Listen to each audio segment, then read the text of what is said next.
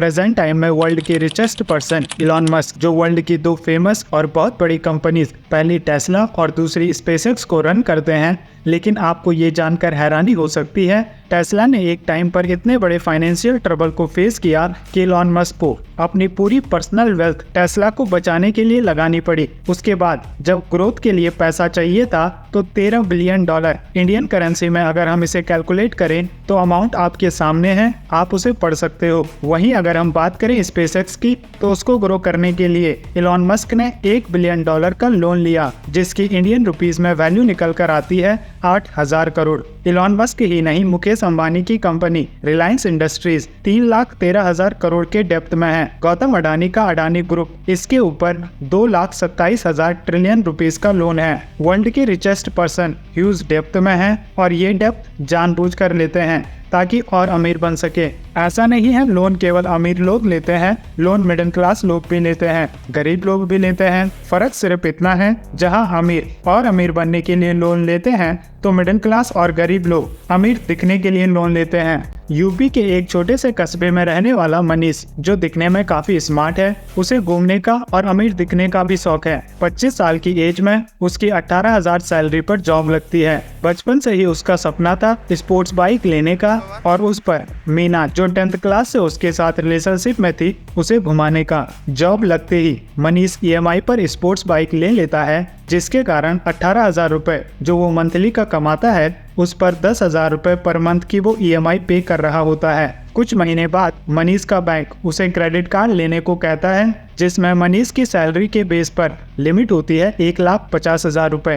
धीरे धीरे online shopping, restaurant के बिल्स और बाकी और भी चीजों में मनीष अपने क्रेडिट कार्ड को यूज करने लगता है और अगले 1 साल में वो 1 लाख के कर्जे में आ जाता है। क्रेडिट कार्ड की पेमेंट के लिए उसके पास पैसे नहीं होते थे, क्योंकि आधी सैलरी तो स्पोर्ट्स बाइक की EMI में चली जाती थी। बचे हुए पैसों से वो अपना और अपनी फैमिली का ख्याल रखता था। अब मनीष लोन के कारण दिन भर परेशान रहने लगा था, उसका बिहेवियर खराब होने लगा था, वो छोटी छोटी बातों पर गुस्सा हो जाता था, जिसके चलते मीना ने उससे ब्रेकअप कर लिया। अब बैंक के एम्प्लॉय महीने में 2 बार उसके घर का चक्कर लगाने लगे। मनीष पूरी कोशिश करता लोन वाली बात उसके माँ बाप को पता न चले, पर वो बेचारा कब तक इसे छुपा पाता। एक दिन मनीष के फादर को ये बात पता लगी। उस दिन मनीष अपने फादर से आंखें नहीं मिला पा रहा था। उसने इतनी जिल्लत अपनी लाइफ में कभी नहीं देखी थी। मनीष के फादर को पता लगा 10,000 की EMI तो जा ही रही है, साथ ही साथ क्रेडिट कार्ड का डेप्ट 45% एनुअल इंटरेस्ट लगने से अभी तक 1,40,000 रुपए हो चुका है। मनीष काफी परेशान था। मनीष को समझ में आ चुका था अब उसके पास कोई ऑप्शन नहीं है, लेकिन बाय गॉड ग्रेस मनीष के फादर ने मनीष के नाम पर उसके बचपन में एक FD करवाई थी, जिसके बारे में मनीष को पता नहीं था, जिसकी वैल्यू अभी 2 लाख रुपए तक हो चुकी थी। फिर क्या, मनीष ने FD ब्रेक की, अपना 1,40,000 का कर्जा चुकाकर अपने फादर के समझाने पर स्पोर्ट्स बाइक बेचकर नॉर्मल स्कूटी ले ली। अब मनीष को अपनी गलती समझ में आ चुकी थी और उसे पता लग चुका था लोन लेना जितना आसान होता है, उसे चुकाना उतना ही मुश्किल। तो क्रेडिट कार्ड पे आपको पता है कितना इंटरेस्ट लगता है, 1 साल का या 1 महीने का? Sir around 36%। 36% पर एनम, यानी अराउंड 3% महीने का। यानी कि 10,000 रुपए आपने क्रेडिट कार्ड कंपनी को टाइम से नहीं दिया तो उस पर कितना रुपए लगेगा? 10,300। 300 रुपए सुनने में बड़ा लगता है तो बहुत छोटा लगता है। अरे 300 रुपए से क्या फर्क पड़ता है? क्रेडिट कार्ड कंपनी बोलती नहीं है कि इसको EMI में ब्रेक कर दो, बट उसमें कितना एक्स्ट्रा लगेगा? सिर्फ 300 रुपए। तो आप कहोगे अच्छा 300 रुपए तो है, तो महीने का 3% मतलब साल का कितना हो गया? 36%। ऐसा आपको लग रहा है क्योंकि आप कंपाउंडिंग को नहीं समझते हो। क्योंकि जो 3% आप नहीं भरोगे इस महीने, उसके अगले महीने उस 3% पे भी 3% लगेगा। तो साल के एंड में अगर आप कैलकुलेट करोगे तो वो 36% नहीं है, वो 50% से भी ऊपर है। Do you know what that means? Bank में अगर आप अपना पैसा रखते हो तो कितना इंटरेस्ट मिलता है? 6-7%। यहां कितना दे रहे हो? 50%। तो अमीर कैसे हो गए अंकल आंटी?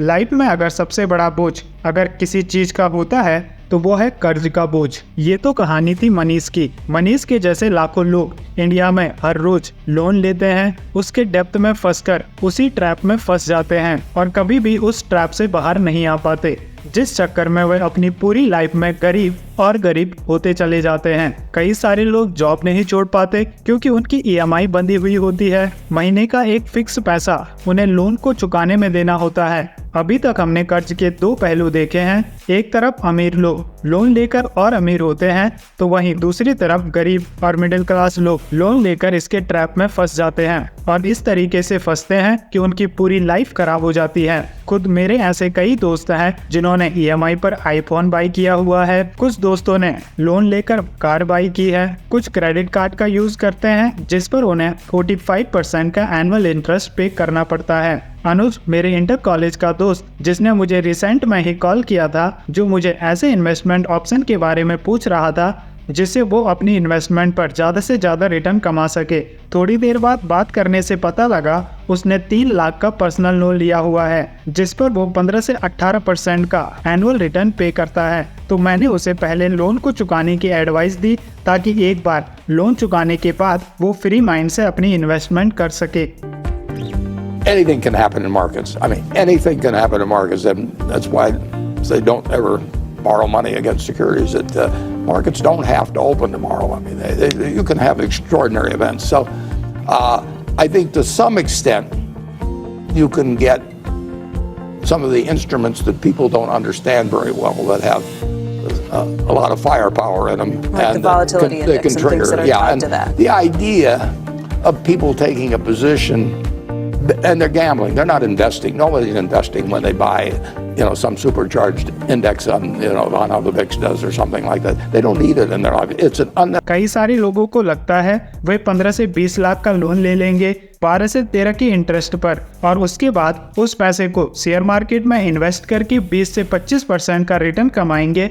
इससे वे लोन भी चुका देंगे और अपनी वेल्थ को भी इंक्रीज करेंगे। और ये वही लोग होते हैं जिन्हें टैक्स का टी भी पता नहीं होता है, उसे तो ये कंसीडर ही नहीं करते। जब भी आप स्टॉक मार्केट में इन्वेस्ट करते हो तो वहाँ पर आपको टैक्स को भी कैलकुलेट करना होता है। जब भी आपको कैपिटल गेन होता है तो उस पर कितना % आपको टैक्स देना होता है। जब भी आप लोन लेते हो, इंटरेस्ट पे करने के साथ साथ आपको वहाँ पर कौन कौन से टैक्स बेनिफिट मिल सकते हैं, इन चीज़ों की डिटेल आपको लोन लेने से पहले पता होनी चाहिए। और कभी भी लोन लेकर शेयर मार्केट में इन्वेस्ट आपको नहीं करना चाहिए, क्योंकि शेयर मार्केट काफ़ी वॉलेटाइल है। हो सकता है आपने लोन 1 साल में चुकाना हो, अगले 2 साल में चुकाना हो, लेकिन स्टॉक मार्केट में आपके रिटर्न्स को आने में 3 से 5 साल लग जाए। तो बैंक्स आपको ये छूट नहीं देंगे कि आपका 2 साल का लोन था, आप उसे अगले 5 साल में चुकाओ। बैंक्स आपका दरवाजा खटखटाना शुरू कर देंगे जैसे ही आपका लोन पीरियड खत्म होगा। हमारे पास ऐसे कई सारे एग्जाम्पल्स हैं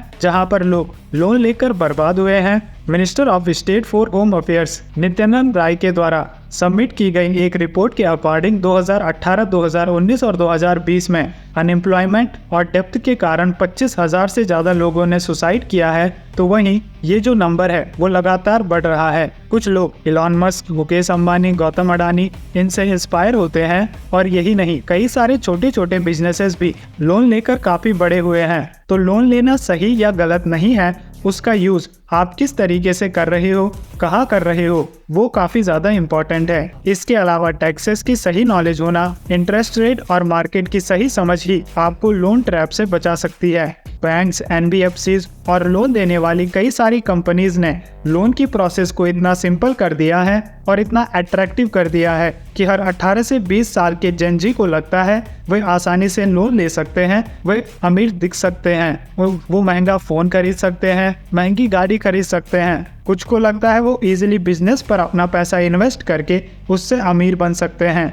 और यहाँ पर सबसे ज़्यादा कॉमेडी वाली बात यह है कि ज़्यादातर लोग उन लोगों को इम्प्रेस करने के लिए लोन लेते हैं जिन्हें वे हेट करते हैं, ताकि वे उन्हें जला सके, अपनी नई कार दिखाकर, अपना नया आईफोन दिखाकर खुद के ईगो को सेटिस्फाई कर सके। लेकिन इस रेस में दूसरे को नीचा दिखाने के चक्कर में खुद एक ऐसे ट्रैप में फंस जाते हैं जिसे कुछ लोग मिडिल क्लास ट्रैप या लोन ट्रैप कहते हैं। नेक्स्ट वीडियो में हम बात करेंगे, अगर आपने पहले से ही लोन लिया हुआ है और आप पहले से ही कर्जे में हो तो कैसे जल्द से जल्द आप अपना लोन चुका सकते हैं और लोन के एवज में अपना कई सारा पैसा टैक्स में सेव कर सकते हो। अगर आप वो वीडियो मिस नहीं करना चाहते तो चैनल को अभी सब्सक्राइब करके उसके सामने वाला बेल आइकन जरूर से हिट करें, वीडियो को लाइक करें, शेयर करें अपने चाहने वालों को, स्पेशली जो अभी टीनेजर हैं यानी जिन्होंने अपनी लाइफ अभी स्टार्ट की है, जिन्हें इस ट्रैप के बारे में कोई इन्फॉर्मेशन नहीं है, उनके साथ ज़्यादा से ज़्यादा ये वीडियो शेयर करें। मैं मिलूंगा आपको नेक्स्ट वीडियो में, तब तक के लिए गुड बाय,